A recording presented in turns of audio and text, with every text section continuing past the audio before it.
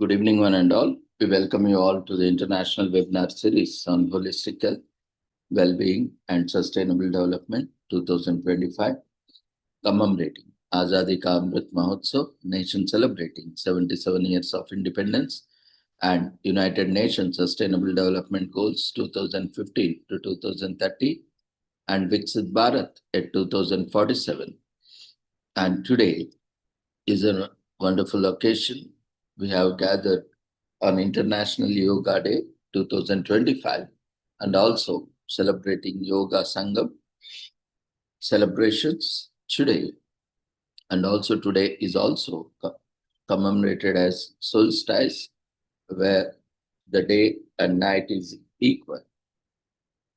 And we have a wonderful opportunity to have celebrations going on international as part of awareness and campaigns in collaboration with Sri Holistic Health Foundation India and Sri Research Institute Center for Art, Sciences and Wellbeing. So before we start our sessions, let's take the blessings of Almighty.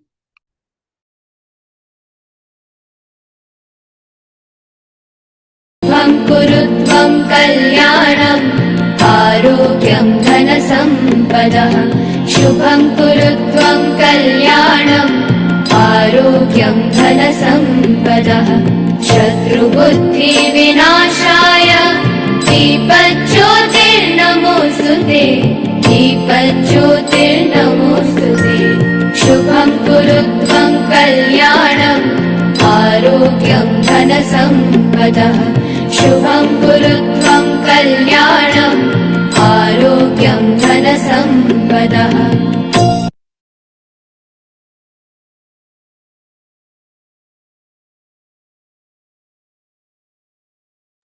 So with the blessings of Almighty, we shall continue with today's commemorations, starting with International Day of Yoga, and we'll conclude with few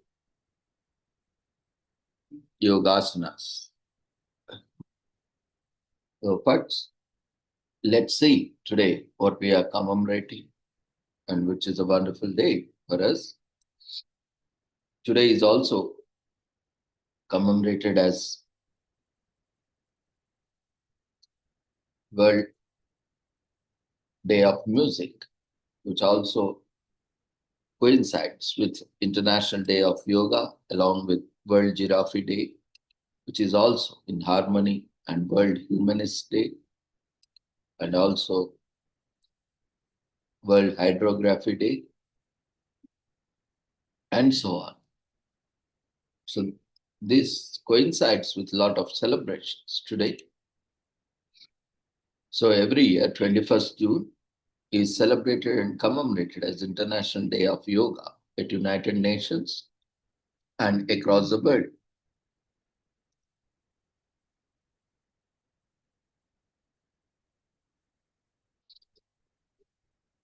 So this year, the theme for 2025 is Yoga for One Earth and One Health. This year marks the 11th anniversary, that is 11th International Day of Yoga, with the theme Yoga for One Earth and One Health, which echoes the vital truth that personal wellness and planetary health are inseparably linked.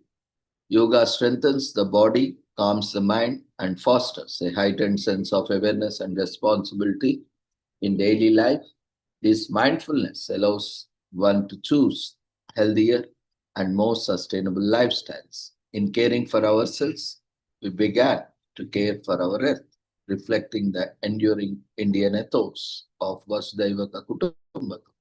The world is one family, and we all belong to one family, fostering brotherhood and sister,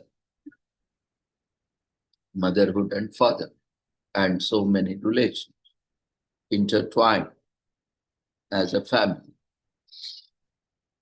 So yoga is an ancient physical, mental, and spiritual practice that originated in India, and the word yoga derives from Sanskrit and means to join or to unite, symbolizing the union of body and consciousness. Today, it is practiced in various forms around the world and continues to grow in popularity. Recognizing its universal appeal, on 11 December 2014, the United Nations proclaimed 21st June as International Day of Yoga, Wide Resolution 69 by 131. The International Day of Yoga aims to raise awareness worldwide of the many benefits of practicing yoga. The draft resolution establishing the International Day of Yoga was proposed by India and endorsed by a record 175 member states, that is 175 countries. The proposal was first introduced by Prime Minister Sri Narendra Modi ji in his address during the opening of the 69th session of the General Assembly, in which he said, yoga is an invaluable gift from our ancient tradition. Yoga embodies unity of mind and body, thought and action, a holistic approach that is valuable to our health and our well-being. Yoga is not just about exercise. It is a way to discover the sense of oneness with yourself, the world, and the nature. The resolution notes the importance of individuals and populations making healthier choices and following lifestyle patterns that foster good health. In this regard, the World Health Organization has also urged its member states to help their citizens reduce physical inactivity, which is among the top 10 leading causes of death worldwide and a key risk factor for non-communicable diseases such as cardiovascular diseases, cancer, and diabetes. Yoga is also an intangible cultural heritage. Yoga was inscribed on the representative list of the intangible cultural heritage of humanity in 2016. The philosophy behind the ancient practice of yoga has influenced various aspects of how yoga in India functions, whether it has been in relation to areas such as health and medicine or education and the arts based on the unifying mind with the body and soul to allow to greater mental, spiritual, and physical well-being. The values of yoga from a major part of the community ethos. World Health Organization launches mobile app for yoga in collaboration with Government of India, known as WHOM Yoga, a yoga app to help people stay active and healthy. So the app contains a collection of videos and audio files to teach and accompany yoga practices and is an easy to use free tool for both people who are trying yoga for the first time and for those who have already or who are already practicing yoga regularly. The app was developed by Be Healthy, Be Mobile, a joint initiative between the World Health Organization and the International Telecommunication Union. So now you have your own guru with you in your mobile. So start yoga if you haven't started, or if you are already doing yoga, spend more time in yoga that will improve your health and well-being.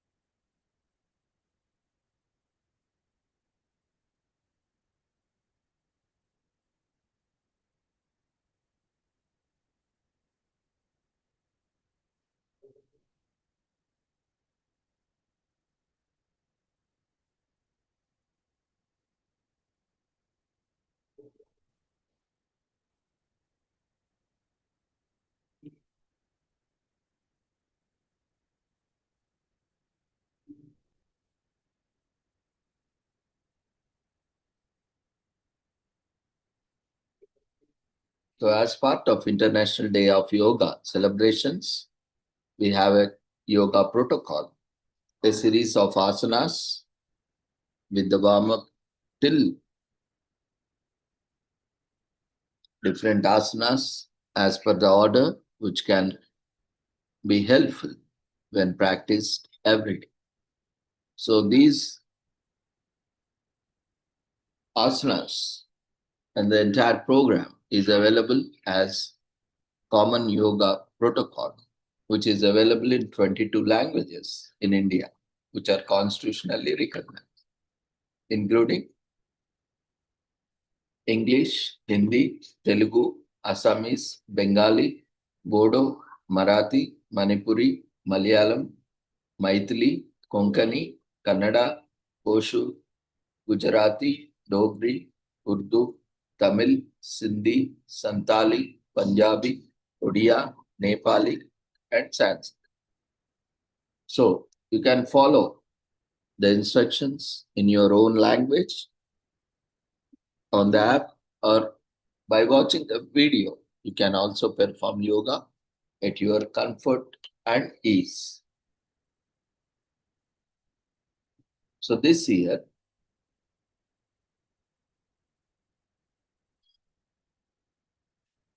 and every year, we are organizing Yoga Sangam as part of International Day of Yoga here.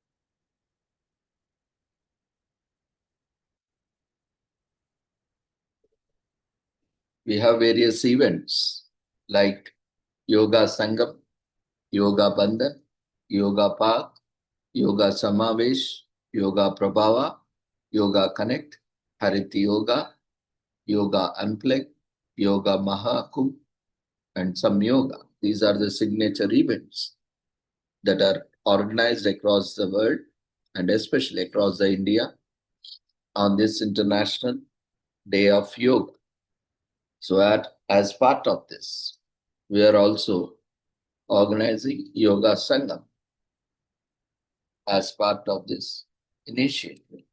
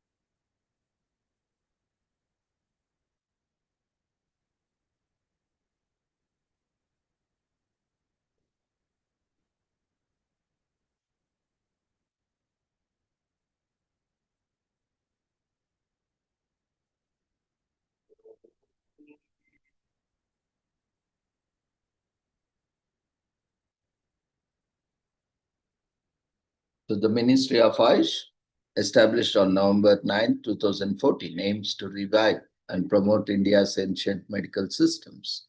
Initially formed as the Department of ISM and H in 1995, it was renamed in 2003 to focus on education and research in Ayurveda, Yoga, Naturopathy, Unani, Siddha, and Homeopathy.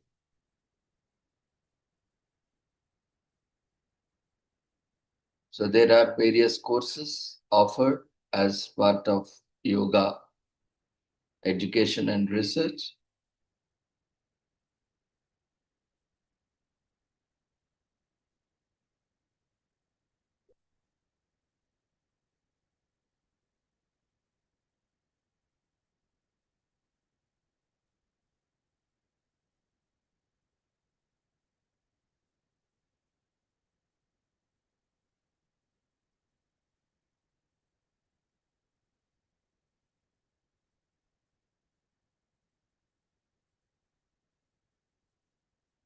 Like MSc Yoga, BSc Yoga, postgraduate diploma in yoga therapy for medicos and paramedics, diploma in yoga science for graduates, DYSC, basic course in Shat Karma practices, and certificate course in yoga for wellness instructor, certificate course in yoga science for special interest group, certificate course in yoga for protocol instructor, foundation course in yoga science for wellness, and weekend foundation course.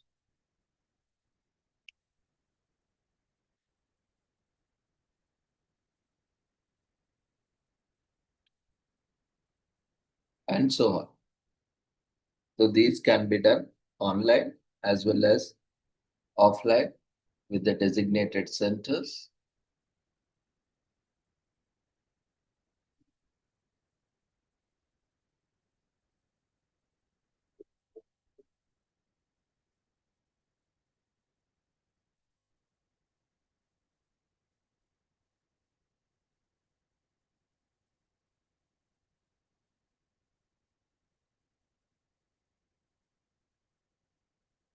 So Yoga Sangam is one among the signature events of the International Day of Yoga. It is a special effort to mark the occasion of completion of a decade of International Day of Yoga observation, aiming to expand yoga's grassroots reach and to ensure that everyone can access its benefit. And Yoga Connect is a special effort to mark the occasion on completion of the decade of International Day Yoga observation by bringing together yoga experts, policymakers, and other thought leaders from across the world to deliberate upon various aspects of the broader practice of yoga. Harit Yoga is one aiming to integrate environmental sustainability with traditional yoga practices. Yoga Unplanned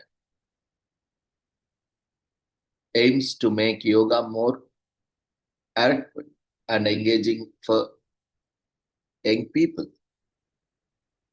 Yoga Mahakumbh is one among the signature events, a week-long festival of yoga aimed at bringing together hundreds of thousands of people in 10 different cities in an unprecedented celebration of yoga. Some Yoga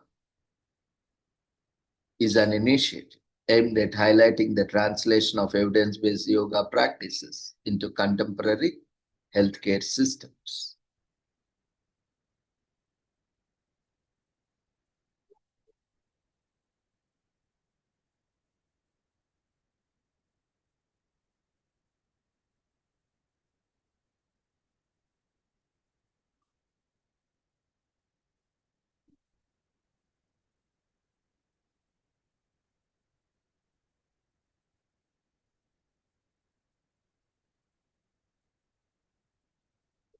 So these signature events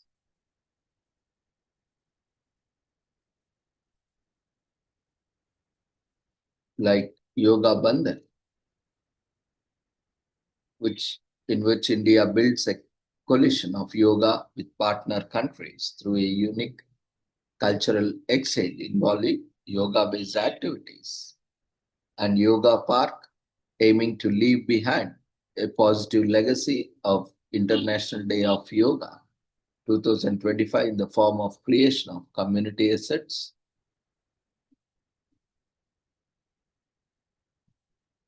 and Yoga Samavesh, designed to take the rewards of yoga to diverse and often undeserved communities, and Yoga Prabhava,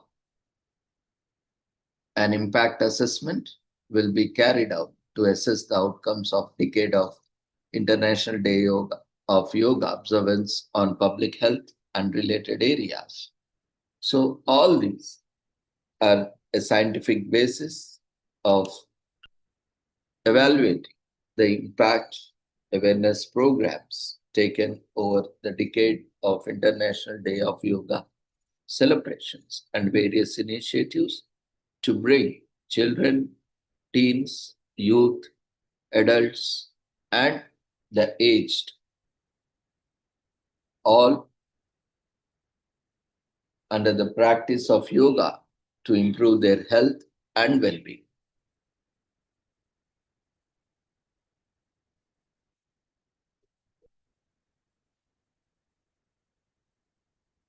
So Tirumala Krishnamacharya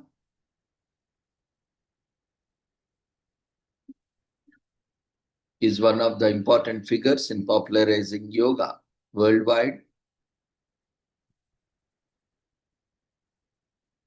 Yoga was popular when Swamiji Vivekananda ji visited America. He was a philosopher and a monk. He was most famous for his powerful speech to the World Parliament of Religions in 1893. After his moving speech, he organized world conferences and rose in popularity, introduced yoga to the world, and called it the science of mind. He also translated various yogic texts from Sanskrit to English. Although he died at a young age, he started a trend carried on by other eminent personalities. If Vivekananda took yoga to the world, people like Krishnamacharya made it popular in India, even among the common and the layman. Indira Devi, Bikram Chaudhary, and B.K. Sayangar also helped in promoting and taking yoga to the grassroots level so that everyone is benefited from yoga and can improve their health and well-being by practicing yoga. So that Narendra Modi ji suggested the International Day of Yoga, and it continues to be a global celebration by officially recognized by the United Nations and its member states. So yoga practices are time immemorial, have the evidences from Indus Valley civilization for spiritual and physical upliftment. Patanjali, the birth of Yoga Sutras, is the foundation text of yoga.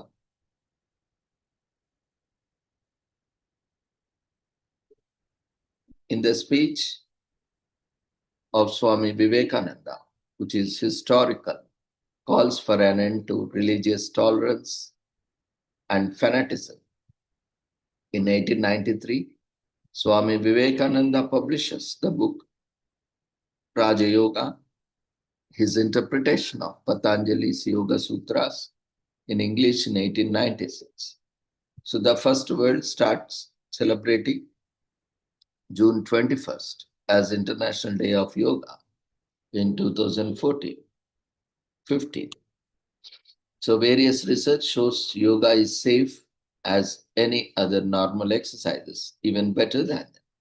Yoga aims to boost the health of body, mind, and soul. Therefore, the main goal of International Day of Yoga is to raise awareness about the various yogic practices and their purposes. Yoga is Sanskrit word that means the union of the individual with body, that is body, mind and soul, and cosmic consciousness. The result of this union is the harmony of body, mind and soul, and also with the nature and environment within us and around us. So spend your day practicing the art of yoga, try different yoga postures and meditation, and withhold from having non-vegetarian food. So buy original books written by Swami Vivekananda about yoga, try to understand the concepts of yoga and how it can benefit your overall health.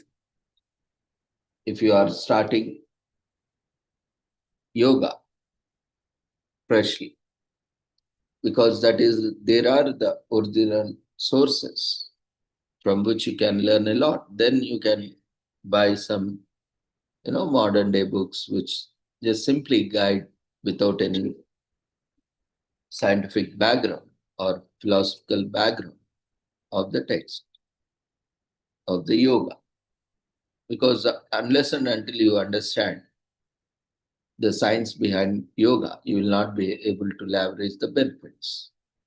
And definitely to get the correct details of yoga, you need to always refer to the original text. So Rishikesh is a place in India which is self-proclaimed yoga capital of the world and is considered the birthplace of yoga based on few evidences. There are approximately 6,000 yoga studios in the US to teach yoga as aspiring individuals. By this, you can see the popularity of yoga in the most developed nations and powerful nations. Certain countries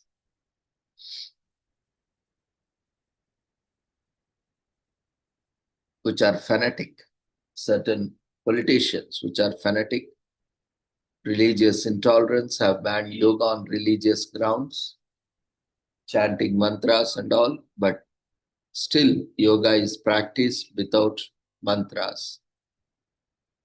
Because yoga is not religious, though it can be part of a religious activity, but yoga can be performed without religion. So that is the greatness of the ancient traditional knowledge systems and ancient practices, that you can leverage the benefits by addition, or you can practice it in a simple form. So depending on how much benefit you want to get it from it, you can do it as a simple exercise or can leverage the benefit with combination of sounds, mantras, and so on. So any religion, any belief system, or any follower, any gender, any caste, any creed, irrespective, one can follow yoga, because yoga is not just physical activity, it is also mental activity, psychological and emotional activity. And irrespective of any religion or belief system, it is beneficial for everyone. So yoga is for healing and is still widely used as a complementary therapy in various medical centers. So it's a great stress relief. Yoga can provide stress relief for those who practice it daily. When done correctly, meditation and yoga postures can greatly impact mental wellness and physical wellness. Yoga moves your muscles and burns some unwanted calories. Regularly practicing yoga can help improve your immune system, defenses of your body, and flexibility. Yoga was initially a practice for spiritual enlightenment. It is a practice that is thousands of years of old and still survives. So you can bet you can get a lot of benefits, starting from simple physical activity to the spiritual alignment. Now it's up to you how you are going to use yoga. Just to increase physical activity and metabolic activity, or to take it to the highest potential. So yoga provides a wonderful opportunity for everyone. So today is also commemorated as International Day of Celebration of Solstice, which is an embodiment of the unity of cultural heritage and centuries-long traditions. Culture is the set of distinctive spiritual, material, intellectual, and emotional features of society or a social group, and it encompasses, in addition to art and features of society, literature, lifestyles, ways of living together, value systems, traditions, and beliefs. Thus, culture is at the heart of contemporary debates about identity, social cohesion, and the development of a knowledge-based economy. Therefore, in our increasingly diverse societies, it is essential to ensure harmonious interaction among people and groups with plural, varied, and dynamic cultural identities, as well as their willingness to live together. In this sense, cultural diversity is a common heritage of humanity, and it should be recognized and affirmed for the benefit of the present and future generations. Mindful that the solstices and equinoxes symbolize the fertility of the land, agricultural and food production systems, cultural heritage, and their millenary traditions. The General Assembly of the United Nations acknowledged that the celebration of those events is an embodiment of the unity of the cultural heritage and centuries-long traditions, and further play a significant role in strengthening the ties among peoples on the basis of mutual respect and ideals of peace and good neighborliness. It is therefore recognized 21st June as International Day of Celebration of the Solstice. A solstice derived from the Latin word sol, that means sun, and sistering, to stand still, because the seasonal movement of the sun daily path as seen from the earth appears to stand still at northern or southern limit before reversing direction. It is an event that occurs when the sun reaches its most northerly or southerly day arc relative to the equator. Therefore, there are two solstices that occur annually around June 21st, commonly known as summer solstice, for being the first day of summer and the longest day of the year, and December 21st, commonly known as the winter solstice, for being the first day of winter and the shortest day of the year. Generally, this is applicable to west. In reverse, it is applicable to east, because based on the rotation of the earth and sun facing the earth.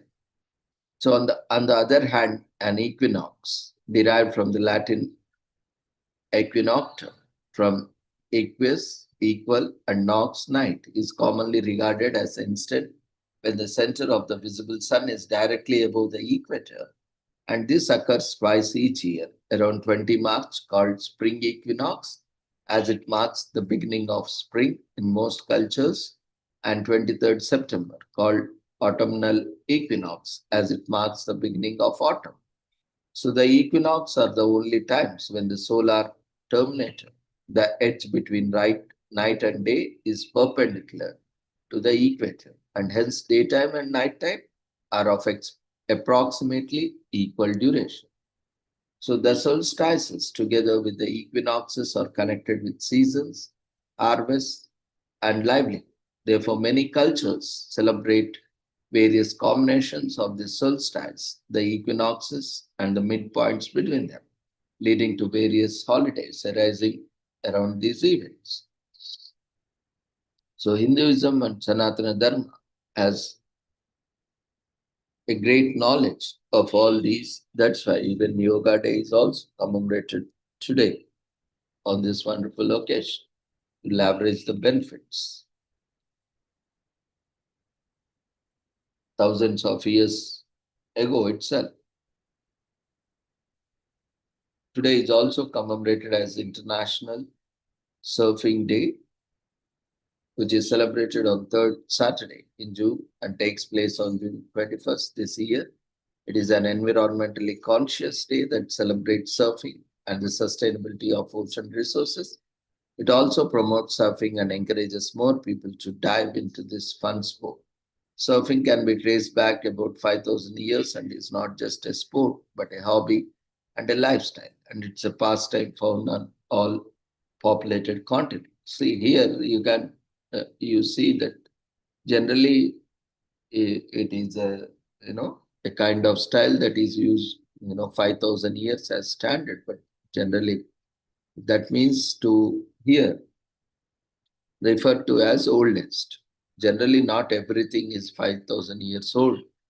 Like ancient systems are more than 5,000 years old. And like this are maybe they are as old as 2,000 years or 3,000 years, because sailing is something different, surfing, sailing in its modern form. Earlier, people used to sail and surf in a different way, because at that time, people used to travel on boats and ships of those times and use different materials, natural materials, for conducting various activities in water bodies. So that's why it is also important to understand the context. So this day was initiated in 2005 by Surfing Magazine and the Surfrider Foundation to promote the sport of surfing as well as educate people about the negative impact of their activities on the ocean and environment. On International Surfing Day, various activities are held, such as surfing contest and other fun surf-centered activities. Several groups also organize beach cleanups and other restorative activities as a way of contributing positively to the environment. Body surfing, like existed since human beings began swimming in the ocean. However, surfing with the assistance of apparatus has been traced on ancient cultures of Peru, where people surfed on reefed watercraft for recreational and fishing purposes. Modern surfing with the use of surfing boards, however, originates from pre-colonial Hawaii, which was introduced to the innovation by the Polynesians and so on in the West.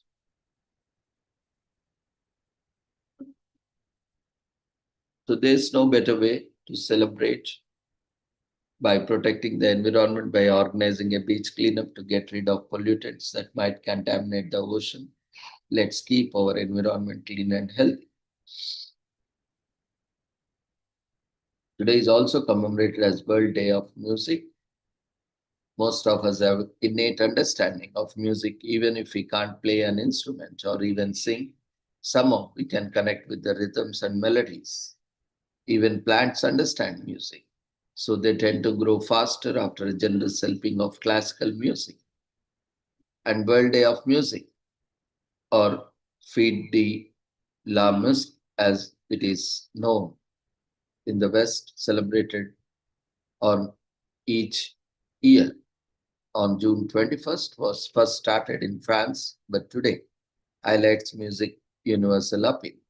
It is meant to make music more inclusive and encourage people of varying skill levels to interact a lot more with all types of tunes. World Day of Music is an opportunity for musicians to build their presence and connect with their audience. From the oldest musical instruments in the world, that is flute and various devices, to the present-day electronic instruments, music has become a significant part of our daily lives. Even with yoga, music is a very good combination. Apart from mantras, and various other sounds, because sound, mantra is also sound, a rhythmic pattern of sound. So music is also a rhythmic pattern of sounds. So here, it brings people together and breaking barriers and boundaries through music. Over the past few years, the festival gained international popularity, eventually being celebrated by more than 120 countries around the world. This day evolved to finally become the World Day of Music or International Music Day. So on this day, start learning music, no matter what music you are learning, but always try to learn traditional music, which is more beneficial than the modern day music. But if you are not able to afford or access, then whatever music in whatever form you are comfortable with,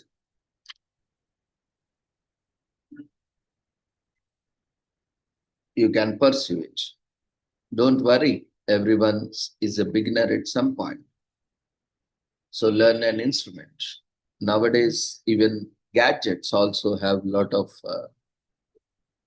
apps that help you learn instruments using mobile. Initially you can start using some mobile if you don't have access to instrument, and then once you are comfortable, you can buy some instruments or donate some instruments if you have more, or you can also gift some instruments who are willing to learn. Of course, there is a difference between playing on gadgets or and also playing on real music instruments. But still, as a starter, it's a wonderful, without much investment and within the existing infrastructure, everyone can learn music. And there are also free online music classes and videos available on various platforms. You can also learn, and that also promotes peace and well-being. But today is also commemorated as World Humanist Day, also known as the day of the June solstice. And June 21st is the day humanists around the world organize conferences, parties, and gatherings to promote their values. Humanists create awareness and dispel misinformation about humanism as a philosophical view and means to inspire a positive change in the world. Historians have traced the origin of humanism to early years of the Renaissance period with scholars in Italy and the West. Initially, it was primarily a literary movement, as early humanists believed that education could cultivate cultural consciousness and ethical values. Humanism evolved into a philosophical approach to the life that is primarily concerned with how humans relate to the world, believe in ethical principles, and prioritize human welfare and happiness. Humanism was originally called humanitas, denoting the development of all forms of human virtue to its fullest extent.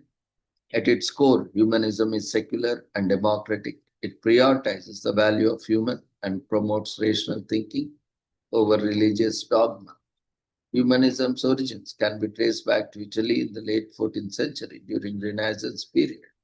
Heyday, at its inception, humanism primarily focused on literary knowledge and linguistic skills and targeted the revival of classic learning techniques. The movement further spread to other parts of the Europe in mid-15th and subsequently became a massive intellectual movement by 16th century. The modern meaning of humanism as an approach to life began in mid-1800s when the German historian Georg Weigert used the word to describe a humankind-centered philosophy. World Humanist Day began in the US in 1980s when the different local state chapters of the American Humanist Association came together. A discussion about the actual date to observe this yearly celebration followed in early 1990s. AHA subsequently passed a resolution designating June 21st as World Humanist Day and Humanist International also passed the same resolution. Since then, it has become a global event for humanists and other organizations to promote and publicize positive humanist values. To celebrate this day, humanists around the world organize and participate in seminars, workshops, and conferences. Since June 21st is also the summer solstice, observers of humanism or World Humanist Day also participate in various outdoor events, such as parties, picnics, and hangouts. World Humanist ceremonies essentially focus on publicizing humanism, educating the public, and improving awareness about the humanist movement. Humanists across different countries often adopt different themes and hold various events to mark this day, but aims remain the same. The early humanists of the Renaissance were intellectuals who focused on education.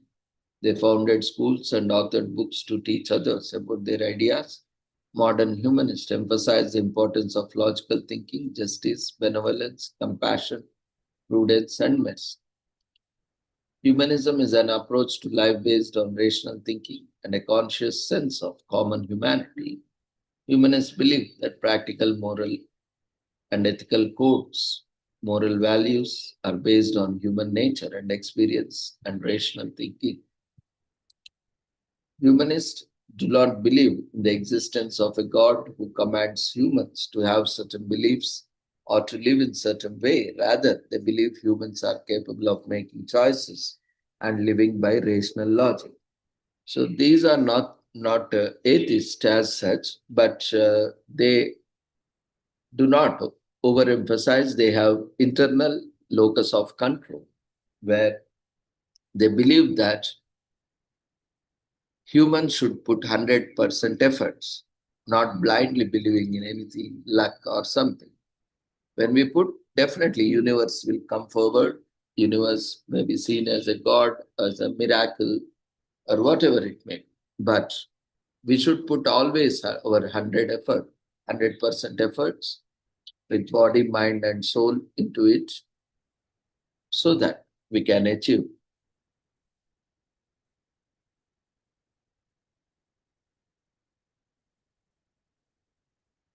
So today is also commemorated as World Giraffe Day, which is celebrated on June 21st every year, which was established by the Giraffe Conservation Foundation as a way to celebrate the tallest animal in the world. World Giraffe Day takes place during the summer solstice in the northern hemisphere and the winter solstice in the southern hemisphere. That's why here we have winter, and in the north we have, here we are in the south side, so we have winter, and in the north side they have summer. So alongside celebrating giraffes, the GCF uses the day to raise funds for conservation of the wild giraffe population across the world and to raise awareness about the challenges these animals face. Institutions around the globe organize events on World Giraffe Day to properly celebrate the day. Considering that giraffes can grow to become about 18 feet in height, it's not surprising that humans have documented the existing of giraffes for as long as we had writing systems. The earliest human-made records of giraffes date back to tomb paintings and value giraffe tail hair for weaving belts and jewelry. Over the years, giraffes began appearing in the writings of travelers across the world from Greece to China. Giraffes were treated as valuable royal pets, symbolizing the status of their owner. Giraffes were also hunted, often for fashion-related for medical purposes. Due to hunting and trade of giraffes led to sharp decline in global population by the 19th and 20th centuries. Currently, there exist several different kinds of distinct subspecies of giraffes. The genus is divided into the northern giraffe and the southern giraffe, the Maasai giraffe, and the reticulated giraffe.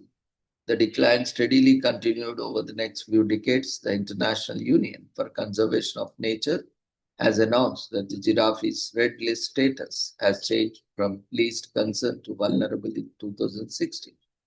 The major cause of giraffe's population decline range from the destruction of their natural habitats to illegal poaching for traditional medicine, meat, skin, and tails. Today, foundations like Giraffe Conservation Foundation are working tirelessly to conserve the giraffe population and ensure that the biodiversity of the world does not dwindle further. Giraffes are incredibly expensive creatures. If you buy a healthy young giraffe, it can easily cost you $60,000 or more in the market. That is, there is a huge demand. That's why a lot of giraffes are kidnapped or abducted, trafficked. You absolutely can sponsor a giraffe. Many organizations like GCF offer you that option so that you can contribute to the conservation. Giraffes mostly eat the leaves of the RCA tree and other green leafy trees and plants. The day is specifically dedicated to giraffes, so take it as an excuse to learn more about this animal. The GCF also runs a social media campaign every World Giraffe Day, which can be used to help spread the word. Giraffes can run about 35 miles per hour over short distances. Giraffes get most of their water supply from the plants they eat. The giraffe spots are entirely unique, like our thumb fridge. Giraffes only need to sleep for a maximum of 30 minutes per day. They have very short sleep. A group of giraffes is referred to as tower. Giraffes are fascinating creatures, and World Giraffe Day is an excuse to learn about these gentle giants. The preservation of biodiversity is critical. The day highlights the need to preserve the giraffe population. The GCF has Cool Giraffe Day. World Giraffe Day merchandise available. It's a perfect day to grab awesome apparel and other merchandise to support the GCF Foundation.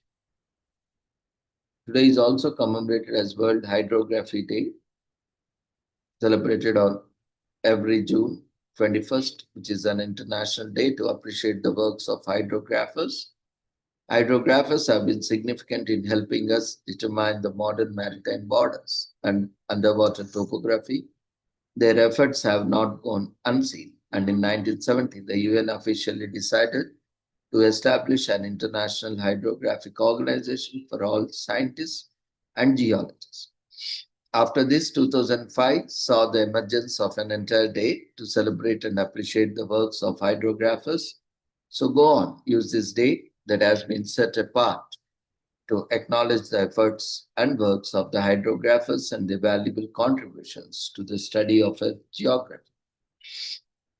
If you want to have basic understanding of hydrography, then for you, it is the study of ocean depths. If you choose to go to next level, then understand that beneath the oceans, there is a landmass that is uncharted territory. And we know very little about that surface. To understand underwater surface, hydrographers use different techniques to collect data for scientific analysis. This entire study is known as hydrography. So hydrography is part of geography that focuses its attention on underwater topography. The first team of hydrographers was commissioned by the Royal British Navy to study the depths of the seas and map out shorelines way before all this sea travel was always done at a distance from shores where within sight. It was not until 1187 when the magnetic compasses were invented that the sea travel in open water, port to port, was made possible. But even that had some problems because of magnetic compasses with malfunction under strong water currents and because of non-existence of longitudinal and latitudinal lines. It was difficult to determine the position of navigation. With the studies made by the hydrographers and naval officers, being set up for this job. Data were gathered and more accurate maps were made. And this not only made navigation easy and reliable, but also enables researchers and hydrographers to come up with more advanced methods of ocean surveys. The advancements made in the field allowed for new inventions like sonar to detect underwater land masses, for the ships sailing above, and also for the submarines to travel underwater.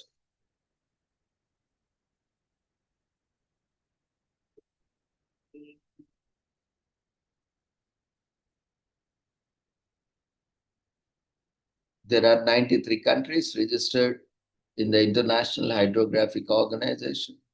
The GIS is a computer system that performs in-depth analysis of the data collected through hydrographic surveys. These surveys seek to determine horizontal coordinates and measures the depth at those coordinates. So understanding the underwater surface of the ocean is very important. It helps geologists predict sea patterns and underwater currents. Not only that, it helps to determine the temperatures and mineral content below the surface. Hydrography has enabled us to develop sonar and other means of navigation for ships and submarines. Further developments can assist in developing, who knows, underwater colonies for humans.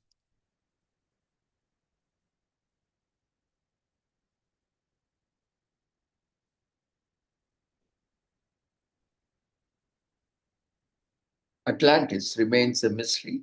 Maybe with further development, we might be able to discover the remains of advanced territory, because it should be noted that it was not until this year, it was, the last few years that was discovered.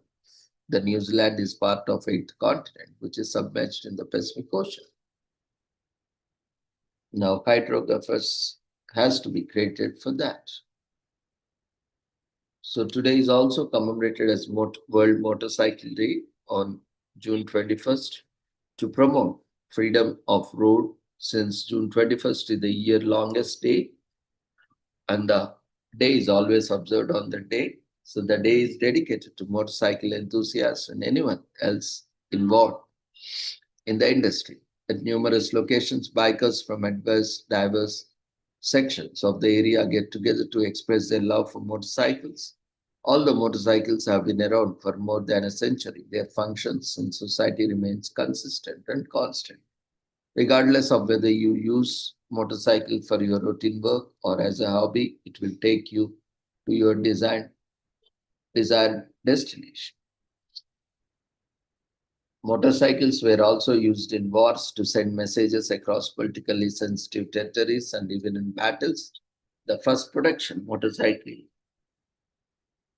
was launched in 1984 in the West. At the turn of century, players like Royal Enfield entered the market. By 1900, many manufacturers has converted bicycles, sometimes called pedal revs, by adding small center-mounted spark plug engines. Motorcycle tracks are tested and our manufacturers are competing as a result of the necessity for sturdy constructions. Motorcycles are employed for a wide variety of purposes nowadays, including daily commuting, passenger transportation, entertainment, and delivery. This is mostly because these vehicles have amazing mileage and are small and are simple to store, even if you live in an apartment.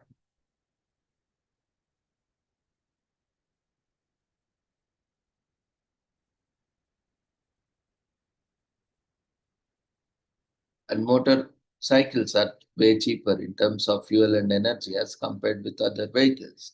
Now, with availability of e-bikes, we have and green bikes, which runs on solar and electricity, renewable energies. Now it's a great, gives us a sense of freedom and satisfaction and enjoying life, one of the best ways possible. And we are also conscious about various ways we can contribute and its benefit from it and its significance in the world cannot be understated.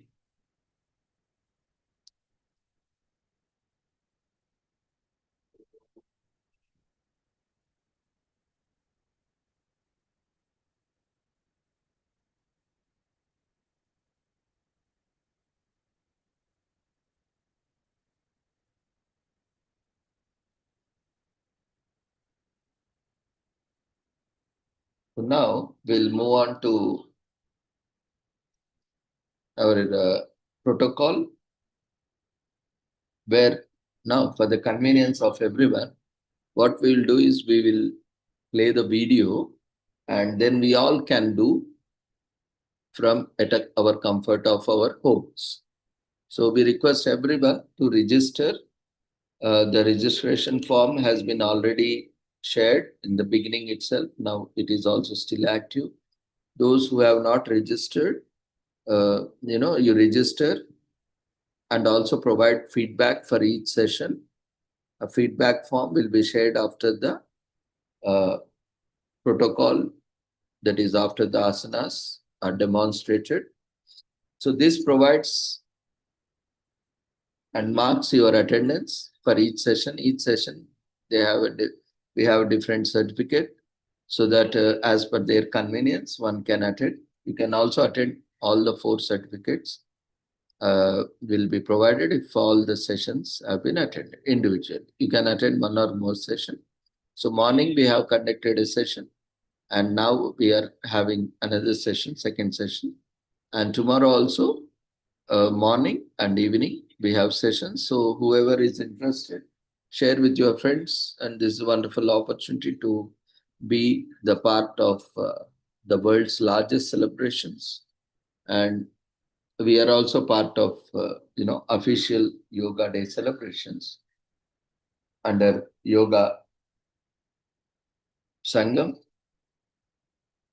and you will be part of this world history. So now we will start the protocol, International Day of Yoga protocol. Kindly make yourselves comfortable wherever you are, whether you can lie down, find some space, or even if you are sitting in chair, ensure that you are comfortable. Whoever it is, you can make ease at your place. Just give us a couple of minutes so that we can start the presentation. In the meanwhile, those who have not registered are requested to register and provide your feedback. It is only through this data we get information, and this data will also be sent to the Government of India for for the program, as part of, like, all the participants list will also be sent as part of the report. So we invite everyone to join. Even tomorrow day we have a morning and evening session. So we request to invite your friends, relatives to join and make everyone part of it.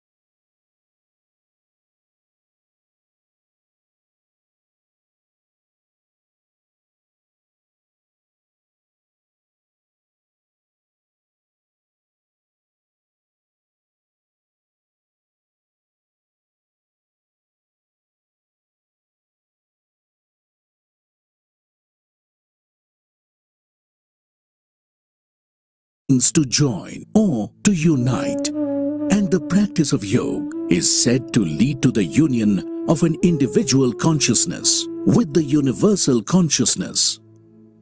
Yoga is widely regarded as an immortal cultural outcome of the Indus-Saraswati Valley civilization, dating back to 2700 BC. Although yoga was practiced during the pre-Vedic period, it was Maharishi Patanjali who systematized and codified the practices through Yoga Sutras.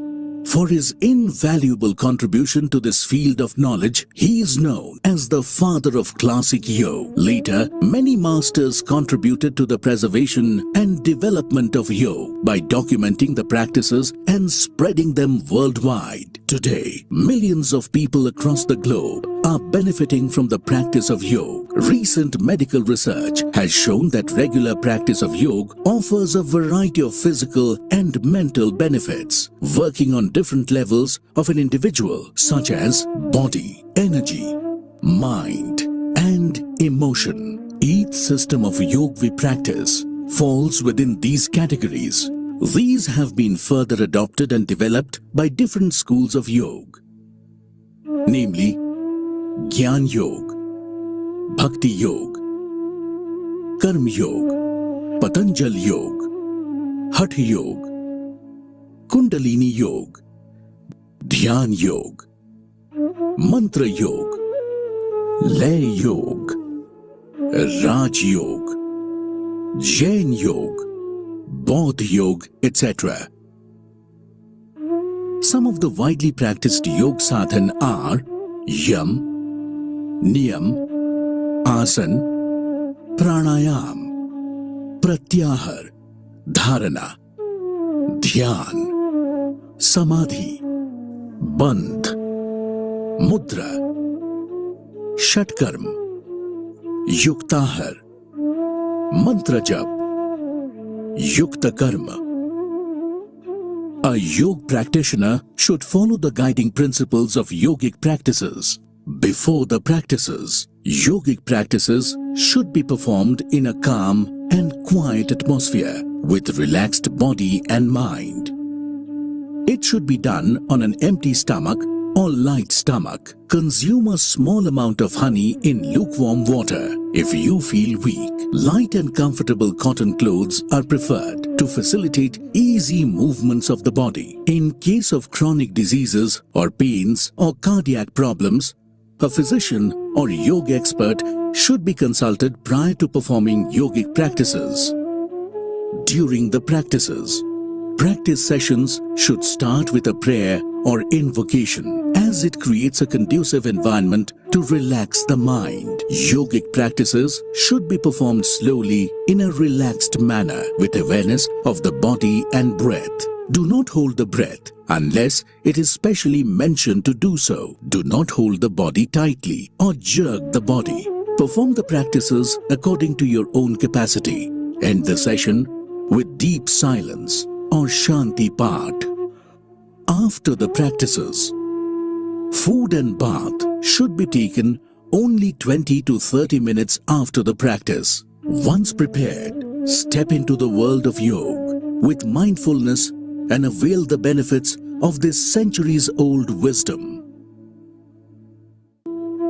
Let us enter into the world of yoga. Invocation.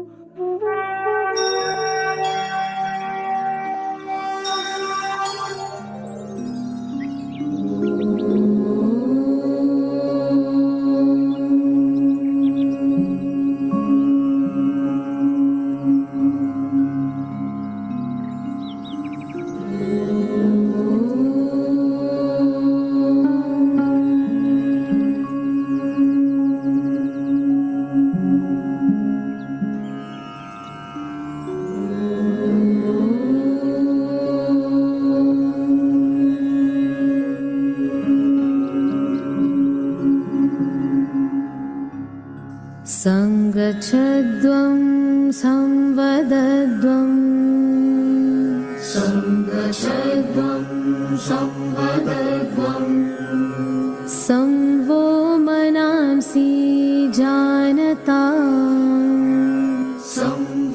मनांसि जानता देवाभागं यथा पूर्वे देवाभागं यथा पूर्वे संज्ञानाना उपासते संज्ञानाना उपासते संज्ञानाना उपासते संज्ञानाना उपासते संज्ञानाना उपासते संज्ञानाना उपासते.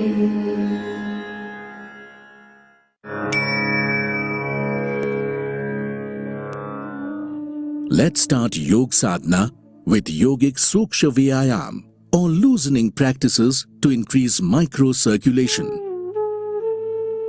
Neck movements. Forward and backward neck bending. Caution: avoid this practice in case of severe cervical spondylitis. Start with alert posture, Samasthiti. Stand with feet 2 to 3 inches apart. Keep the hands straight beside the body. Now, keep the hands on the waist. While exhaling, move the head forward slowly and try to touch the chest with the chin. As you inhale, bring the head to the center position. While exhaling, move the head backward comfortably. Bring the head to the center position. This is one round. Repeat for one more round.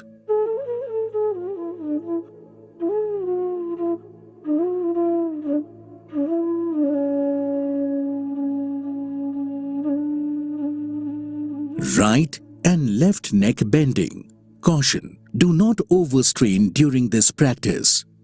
While exhaling, bend the head slowly to the right and bring the ear as close as possible to the shoulder.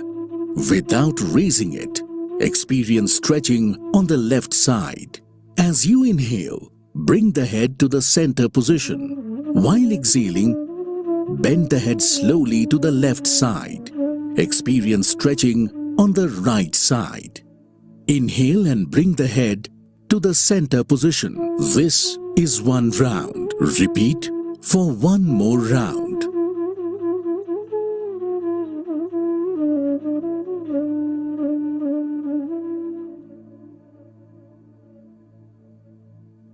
Right and left neck twisting.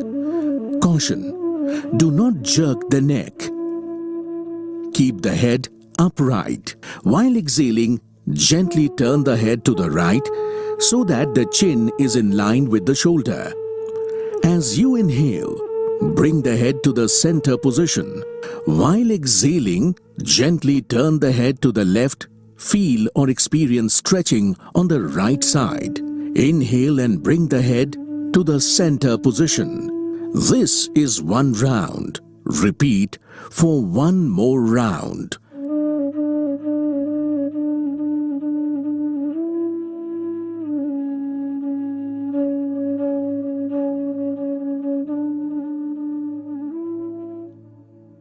Neck rotation.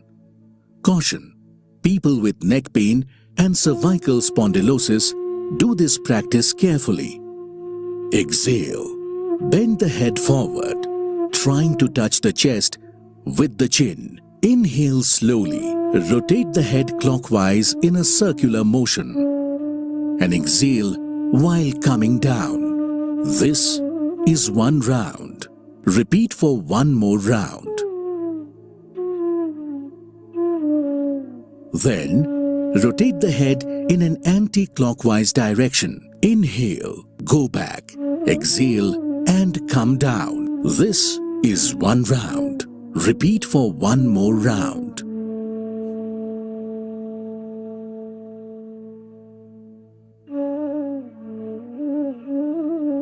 Inhale and bring your head to the center position. Exhale, bring the arms down and relax. Shoulder movements. Shoulders and arms movement. Caution. Frozen shoulder patients should do this practice carefully. Start with alert posture, Samasthiti. Stand with feet 2 to 3 inches apart. Place the hands by the sides. Keep the fingers together, pointing downwards. While inhaling, move both the arms from the sides up above the head with the palms facing outward. Exhale and bring them down. This is 1 round. Repeat for 1 more round.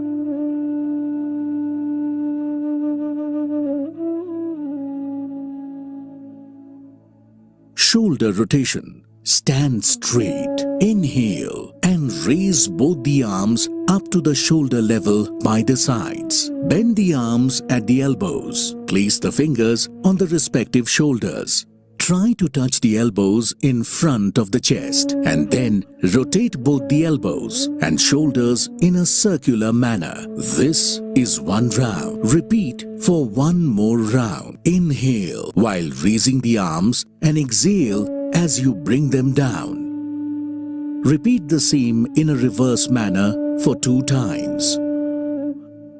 Inhale while raising the arms and exhale as you bring them down. Now, inhale and stretch the elbows by the sides. Exhale, bring the arms down and relax. Trunk movement. Trunk twisting. Caution. In case of vertebral disorders, do this practice under guidance. Start from the alert posture.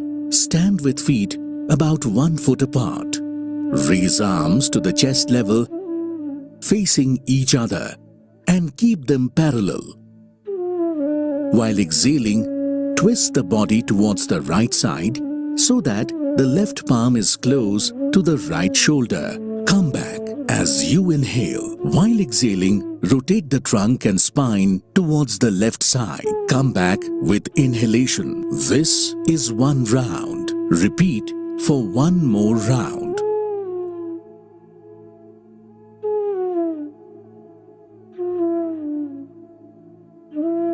Slowly bring the arms and feet back together. As you exhale, relax. Knee movement. Caution. In case of arthritis and obesity, do this practice carefully. Start in an alert posture, then keep the feet 1 foot apart. Inhale. Move the arms up the shoulder level from the front with palms facing downwards. Exhale. Bend the knees and bring down your body to the half squatting position. In the final position, both the arms and thighs should remain parallel to the ground. Come back as you inhale. This is 1 round. Repeat for 1 more round. Come back with inhalation. Slowly return the arms as you exhale and bring the feet together. Relax. Let's now move towards Yogasana. Standing postures.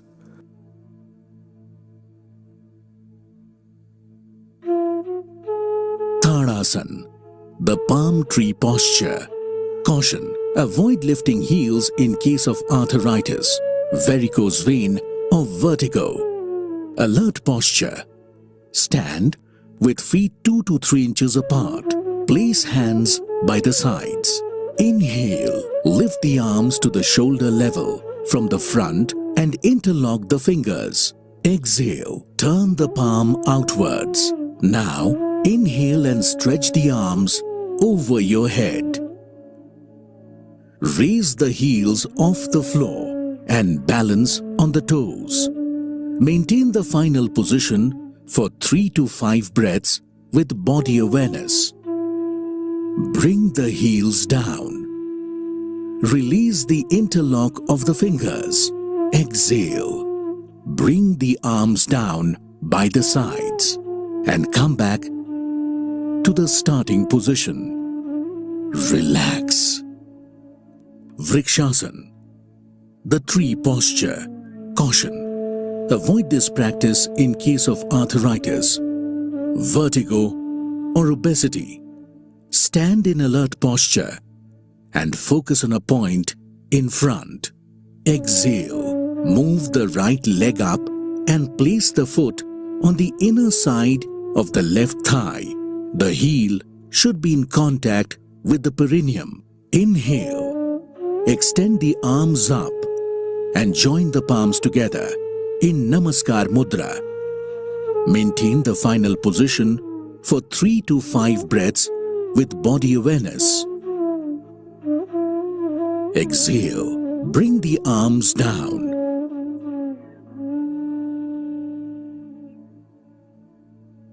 Release the right leg and bring it to the starting position. Repeat on the other side. Exhale. Move the left leg up and place the foot on the inner side of the right thigh. The heel should be in contact with the perineum. Inhale and extend the arms up. Bringing the palms together in Namaskar Mudra. Maintain the final position for 3 to 5 breaths with body awareness. Exhale. Bring the arms down.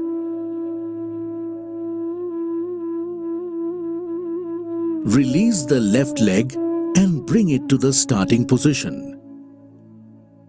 Relax. Padhastasana, or the hands to the feet posture. Caution: avoid this practice in case of cardiac, spinal disorders or glaucoma. Assume standing position with feet 2 inches apart. Inhale slowly. Raise the arms upward from the front and stretch up the body from the waist. Exhale and bend forward at the level of the hip joint until both the palms rest on the ground. Stretch the back to make it as straight as possible. Maintain the final position for 3 to 5 breaths with body awareness. Slowly inhale and come up to the upright position while stretching the arms above the head. Exhale slowly. Bring down the arms and return to the starting position. Relax. Ardha Chakrasana, or the half-wheel posture. Caution: avoid this posture in case of vertigo or cardiac problems. Stand with feet 2 inches apart. Support the back at the sides of the waist with fingers. Try to keep the elbows parallel to each other. Inhale. Drop the head backwards while stretching the front side of the neck. As you exhale, bend backward from the lumbar region. Maintain the final position for 3 to 5 breaths with body awareness. Inhale and slowly come up. Exhale and return to the starting position. Relax. Trikonasana, the triangle posture. Caution: avoid this practice in case of slip disc, sciatica, or after abdominal surgery. Assume the alert posture and step the feet 3 feet apart. Inhale and raise both the arms from the sides up to the shoulder level, with palm facing outwards. Turn the right foot towards the right side. Exhale. Slowly bend to the right side and place the right hand just behind the right foot. Turn your head and gaze at the tip of the left middle finger. The left arm is straight in line with the right arm. Maintain the final position for 3 to 5 breaths with body awareness. Inhale slowly. Come up.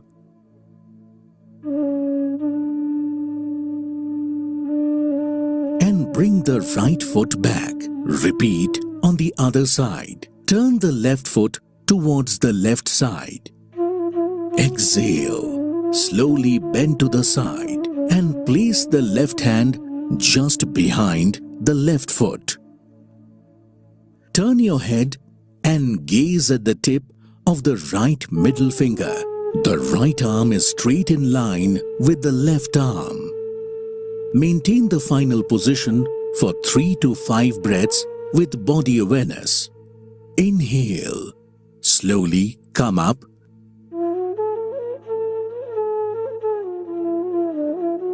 And bring left foot back. Exhale. Bring the arms down and feet together. Come to the starting position and relax. Bhadrasana, the firm posture. Caution, avoid this practice in case of severe arthritis or sciatica. Start with Vishramasana. Support the back with hands. Body should be relaxed in a long sitting posture. Sit straight with the legs stretched out in the front.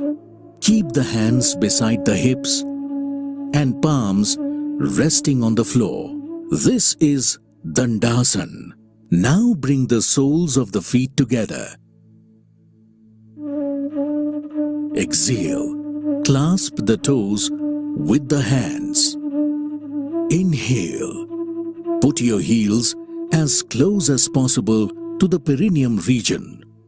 Maintain the final position for 3 to 5 breaths with body awareness. Exhale. Release the hands and stretch out the legs in the front. Support the back with hands. Relax. Vajrasana, the diamond posture. Caution, those who are suffering from knee pain or ankle injury should avoid this practice. Start with long sitting posture. Sit straight with legs stretched out in the front, palms resting on the ground, fingers pointing forward. This is Dandasana. Fold the right leg at the knee and place the foot under the right buttock.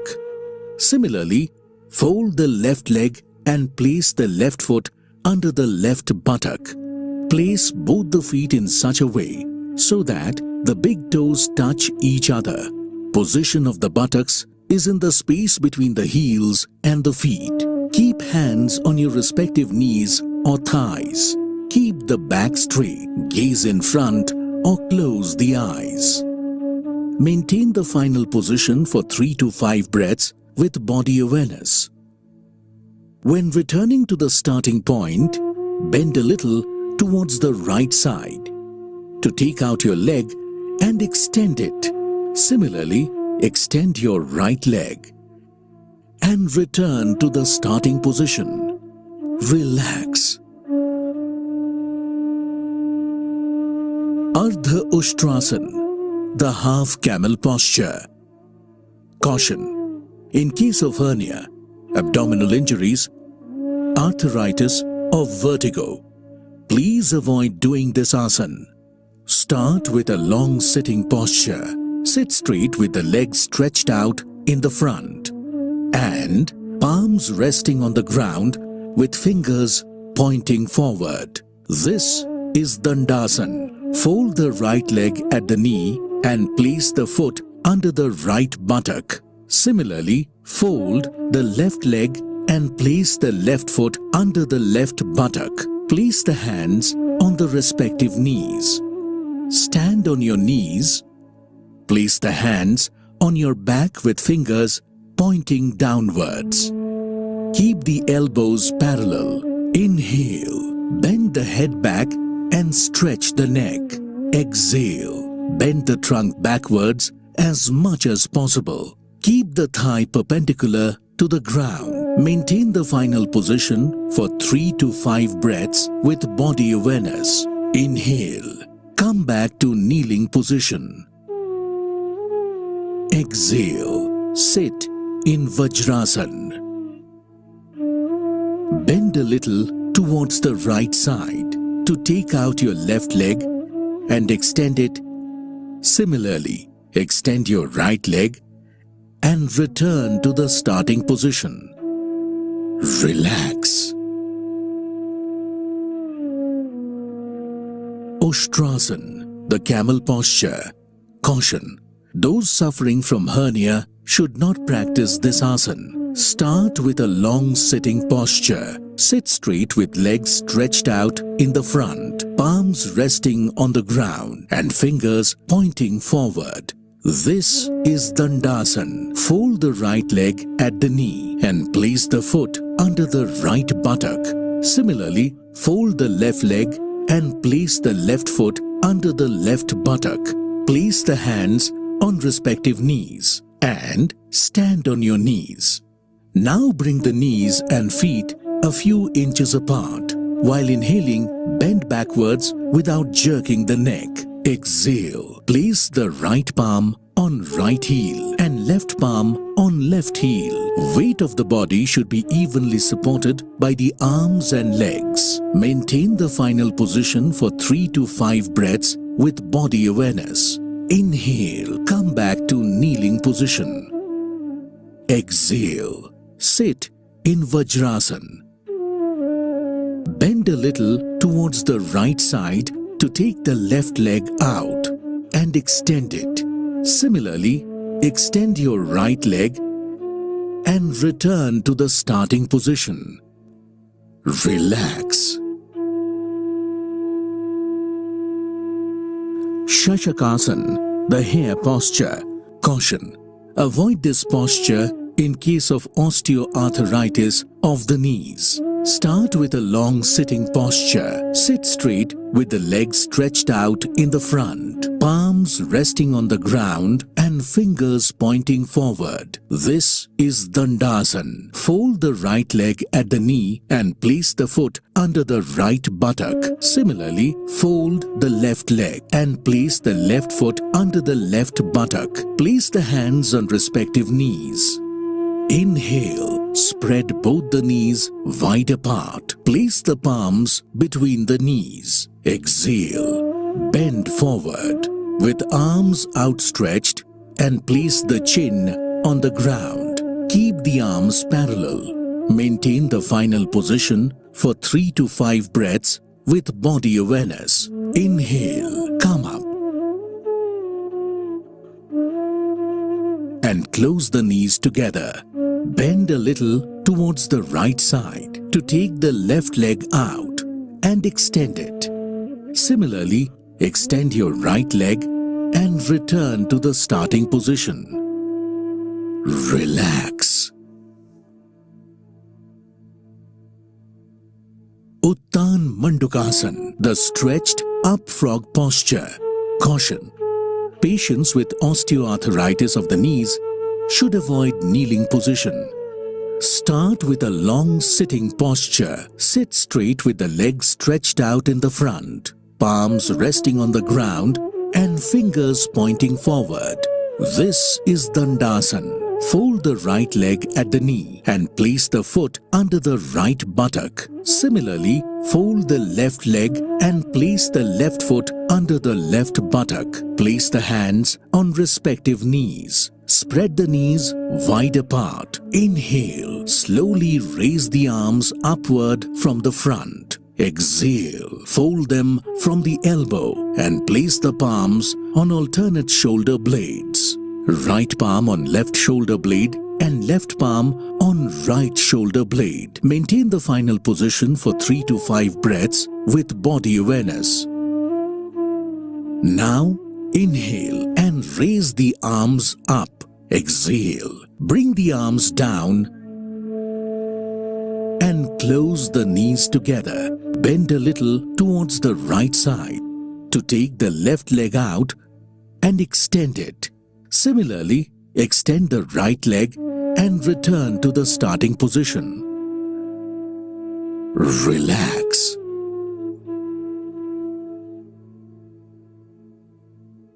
Vakrasan, the seated twist posture. Caution: avoid this posture in case of acute back pain or spinal disorders.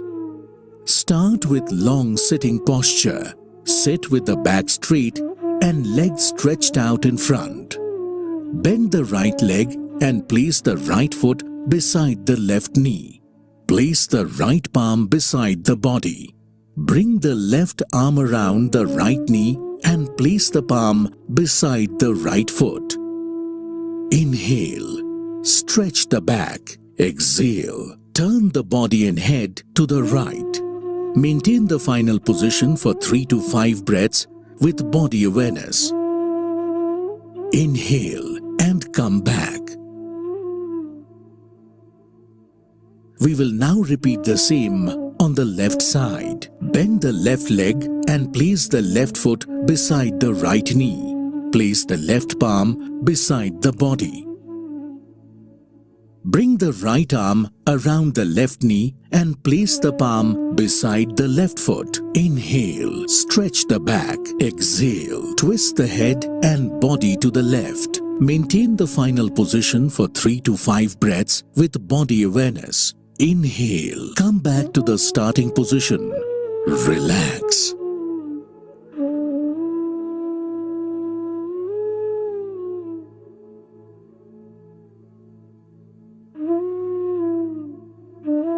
Prone postures.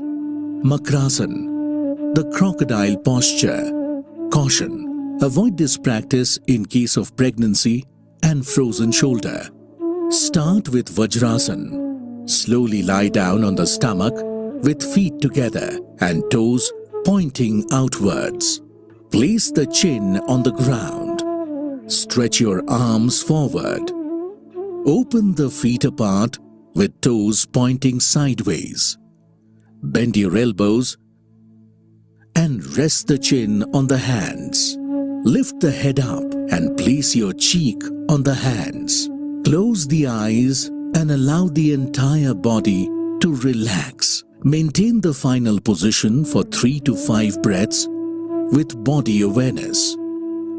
Remain aware of the body and breathing. Bhujangasan, the cobra posture. Caution: those suffering with hernia or stomach ulcers should not practice this asana. Start with Makarasan. Now join the legs. Stretch your arms forward and rest the chin on the ground. Now, place your palms beside the chest and elbows close to the body. Inhale slowly and lift the head and chest up to the navel region with the help of spinal muscles. Keep the elbows parallel. Maintain the final position for 3 to 5 breaths with body awareness. Exhale. Bring the head down and rest your chin on the ground. Relax in Makarasan. Shalbhasan, the locust posture. Caution: patients with severe lower back pain, peptic ulcer, hernia or cardiac should avoid this posture. Start with Makarasan. Now join the legs and place both hands beside the body, palms facing downwards. Inhale and lift both the legs off the floor without bending the knees. Maintain the final position for 3 to 5 breaths with body awareness. Exhale and bring the legs down to the floor. Relax in Makarasan. Supine postures. Setu Bandhasan, the bridge posture. Caution: if you have stomach ulcers or hernia, it is not recommended to practice this asana. Lie down on the ground. Stretch out your legs comfortably and place the palms facing downwards. Bend both the legs at the knees and bring the heels near the buttocks. While holding both the ankles as per your convenience. Inhale slowly, raise your buttocks and trunk up as much as you can to form a bridge and maintain the final position for 3 to 5 breaths with body awareness. Exhale, slowly bring your hips down.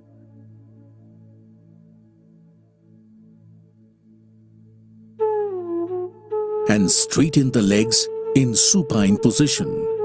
Relax. Uttan Padasana, the raised leg posture. Caution, individuals with hypertension should practice this by alternating between legs. Lie comfortably on the ground with legs stretched out, hands placed by the sides and palms facing down. While inhaling, slowly raise both legs without bending them at the knees until you are able to see the tips of toes. Maintain the final position for 3 to 5 breaths with body awareness. Exhale slowly. Bring both legs down and place them on the ground. Relax. Ardha Halasana, the half plow posture. Caution, avoid this practice in case of abdominal injuries, hernia or lumbosacral pains.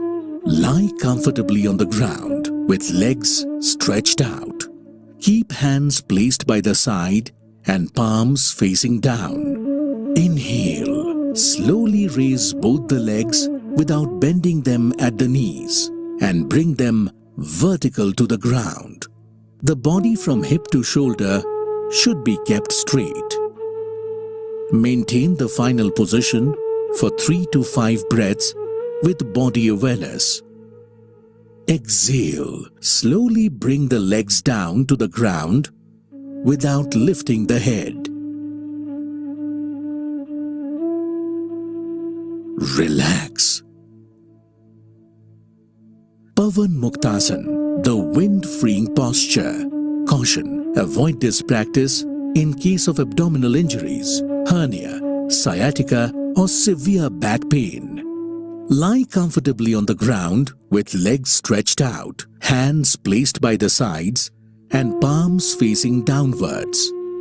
Bend both the knees. Exhale. Bring the knees towards the chest. Inhale. Interlock the fingers and clasp the shin below knees. Exhale. Raise the head up until the chin or nose touches the knees. Maintain the final position for 3 to 5 breaths with body awareness. Inhale. Bring the head back to the ground. Exhale. Release the legs back to the floor.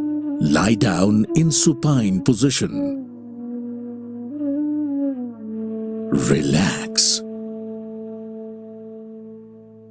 Shavasana, the corpse posture. Lie down on the ground. Open the feet apart with toes pointing sideways and palms facing upwards. Close your eyes. Consciously relax the whole body. Become aware of the natural flow of breath. It will tend to become slow. Remain in the position until you feel refreshed and relaxed.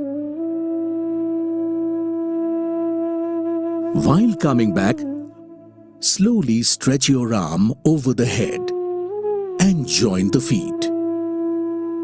Then turn by the side, either right or left, and come back to the sitting position with the support of the hands.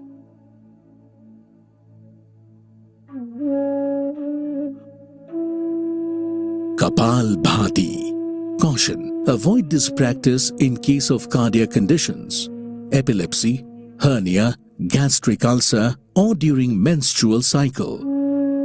Sit in any comfortable position. Keep the spine and head straight with eyes closed.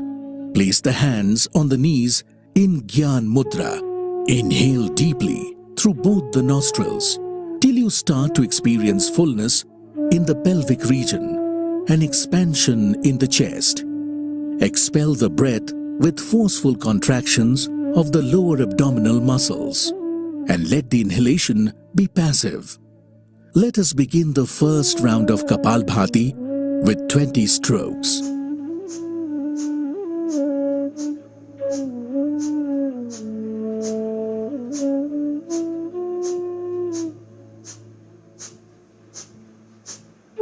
Exhale deeply and relax. This is one round of Kapalbhati. Repeat 2 more rounds with 20 strokes each.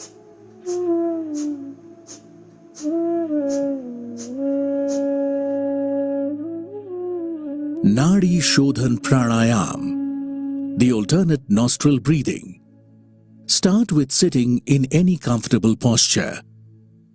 Breath should be slow, steady, and controlled. Keep spine and head straight with the eyes closed. Relax the body with few deep breaths. Keep the left palm on the left knee in Gyan Mudra and the right hand should be in Pranayam Mudra with the middle and the index fingers folded like this. Close the right nostril with the right thumb and exhale completely. Now inhale through the left nostril. Recognize the touch of air moving through your body as pran. Then close the left nostril with the ring and little finger of the right hand and exhale through the right nostril. Now inhale through the right nostril. Close the right nostril with the thumb and exhale through the left nostril. This is one round of Nadi Shodhan Pranayam. Repeat it for 4 more rounds. Shitali Pranayam. Caution: people suffering from cough, cold or tonsillitis should avoid the practice of this pranayam. Sit in any comfortable posture. Keep the spine and head straight with eyes closed. Place the hands on the knees in Gyan Mudra. Roll up the tongue and shape it as a tube. Inhale maximum air through the tongue. Take the tongue inside the mouth and close the mouth. Then slowly exhale through the nostrils. This is one round of Shitali Pranayam. Repeat it for 4 rounds.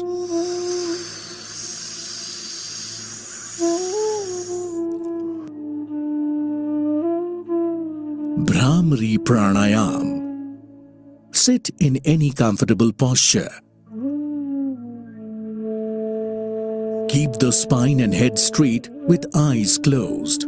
Place the hands on the knees in Gyan Mudra and inhale deeply through the nose. Exhale slowly, making a deep humming sound.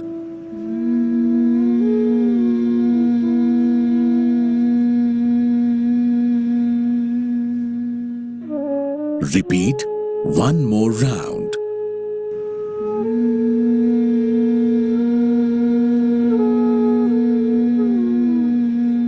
Practice the Bhramari Pranayam with Shanmukhi Mudra. Using your index fingers, gently close your eyes. Then place your middle finger beside your nose without fully covering it. Place your ring finger on your upper lip and your pinky finger on your lower lip. Finally, rest your thumbs on your ears as demonstrated in the video. Inhale deeply through the nose. Exhale slowly, making a deep humming sound.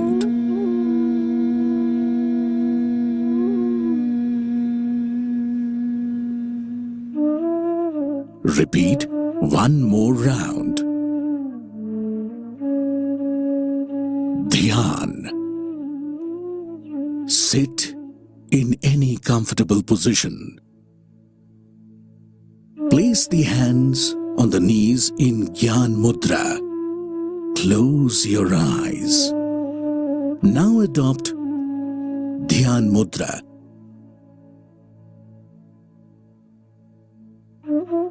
And sit in a slightly upturned face. You need not concentrate. Just maintain a mild focus between the eyebrows and be conscious of your breath. Let them flow freely. Just observe the flow. If impossible, let the thoughts dissolve.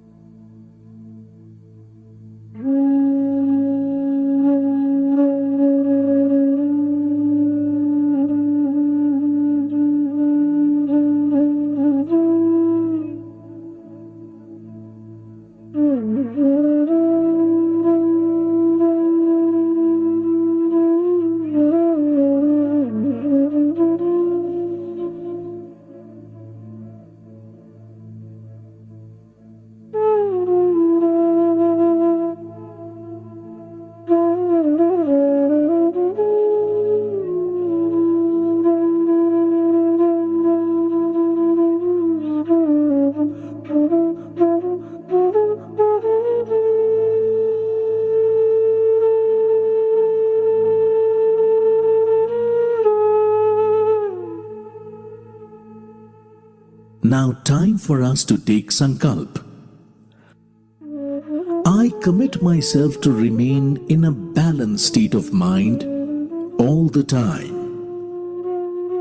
It is in this state that my development reaches its greatest possibility. I commit to do my duty to the self, family, at work, to society, and to the world.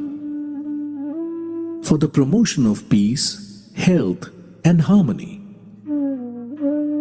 Yoga practice would end with Shanti Path, or the universal prayer for everyone's peace and prosperity.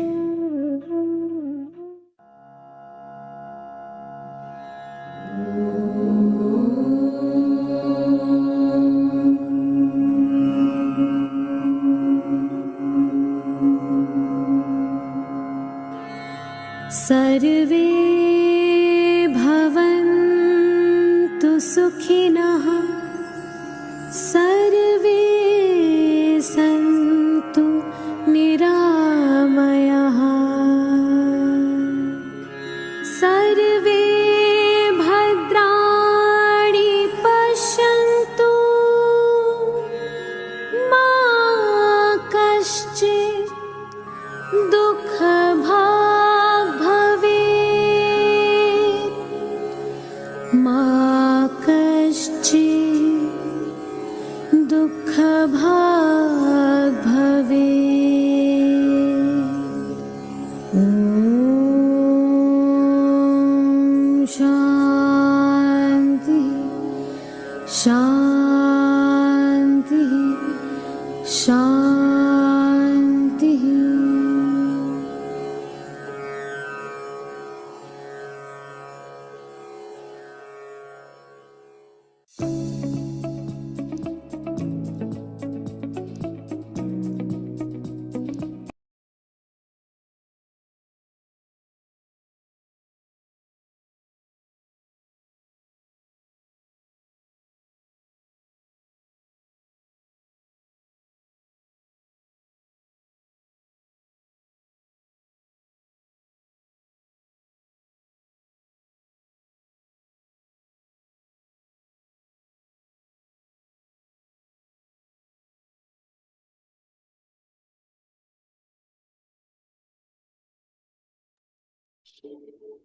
Hope you all have enjoyed doing yoga and have relaxed body, mind and soul. So you can continue by doing yoga every day and practicing it with the help of protocol, the minimum you can do, or using yoga app developed by Government of India and World Health Organization. As a beginner, or even if you are a practitioner or you are an experienced user or trainer, you can use this app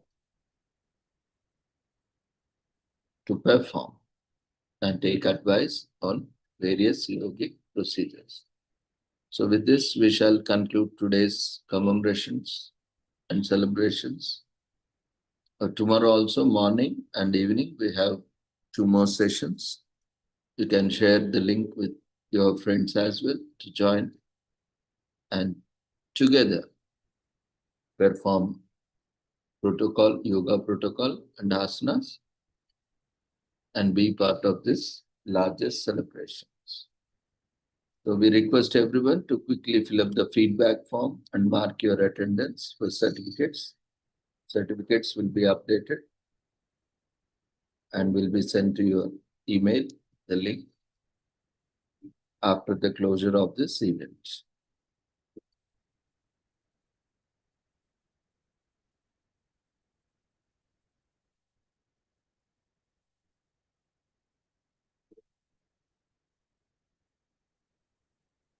The feedback form has been raised.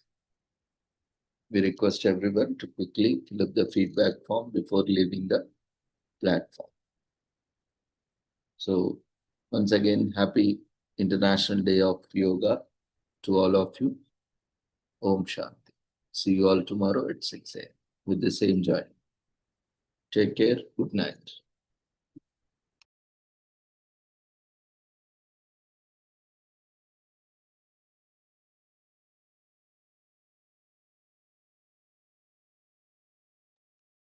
If anyone is interested to make presentations, you can do it tomorrow evening at 6 o'clock. Tomorrow morning, we'll have only yogasanas. It is the basic protocol. And then we will conclude session. It will be for a hour or so. Morning session from 6 to 7. Then evening we will have from 6 o'clock. And tomorrow being the last evening, being the last session, anyone interested to make any presentations on yoga or asanas, you are welcome to make presentations. Once you join, you share your details in the chat box. We request everyone to quickly fill up the feedback form before leaving the platform, and those who have filled the feedback form can leave the platform. So see you all tomorrow at 6 o'clock in the morning. Take care. Good night.